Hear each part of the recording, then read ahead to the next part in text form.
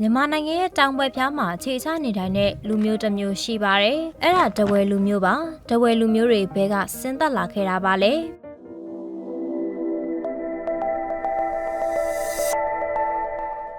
တဝဲဆိုတာတိဘက်မြန်မာနွယ်ဝင်မြန်မာလူမျိုးတစ်မျိုးပါကိုးကွယ်မှုတလေးနဲ့ဝစ်စားဆင်မှုကမြန်မာနဲ့တူပါတယ်တဝဲလူမျိုးတွေရဲ့မူလဇင်မြစ်ကတော့ရခိုင်ဆိုပြီးဆွဲဆောင်ကျဲပညာရှင်တွေကရေးပါတယ်ရခိုင်ကမ်းခြေကရခိုင်တွေကတနင်္သာရီပင်လယ်ကမ်းမြောင်ဘက်ကိုတွားရောက်နေထိုင်ခဲ့ပြီးအဲဒီကနေဆင်းသက်လာသူတွေကိုတဝဲလို့ခေါ်ခဲ့ကြတာပါတဝဲစကားကလည်းရခိုင်နဲ့ဆက်နွယ်ပါတယ်။ကုန်းမောင်ခေစင်မြူရှင်မင်းလက်ထက်မှာလည်းတဝဲကခေါ်ဆောင်လာတဲ့တဝဲသားတွေကိုချီးမြှောက်တဲ့အနေနဲ့တဝဲဆောင်ဆိုပြီးထားခဲ့ပါတယ်။မြန်မာမင်းတို့ရဲ့အမှုထမ်းရာတန်းစည်ရင်မှာလည်းတောင်တဝဲဘို့မြောက်တဝဲဘို့ဆိုပြီးခံထားတာလည်းရှိခဲ့ပါတယ်။ရှမ်းပြည်နယ်ကအင်းသားတွေဟာလည်းတဝဲဆက်နွယ်လို့ဆိုကြပါတယ်။မြန်မာပြည်တောင်ဘက်ကတဝဲလူမျိုးနဲ့အင်းသားတွေရဲ့ချိတ်ဆက်ကိုတော့ရှာလို့မတွေ့သေးပါဘူး။တဝဲမျိုးတည်ထားတာနဲ့ပတ်သက်ပြီးကွဲလဲမှုတွေလည်းရှိနေပါတယ်။တချို့ကတော့နရပတိစီသူမင်းကြီးကတောင်ကွယ်မြို့ကိုတီထောင်ခဲ့ပြီးအဲ့ဒီတောင်ကွယ်ကနေတဝဲဆိုပြီးဖြစ်လာတယ်လို့ယူဆကြပါတယ်။တဝဲရာဇဝင်ဆရာတွေရဲ့ယူဆချက်ကတော့တဝဲစားဦးနဲ့လကခရစ်နှစ်1948မှာ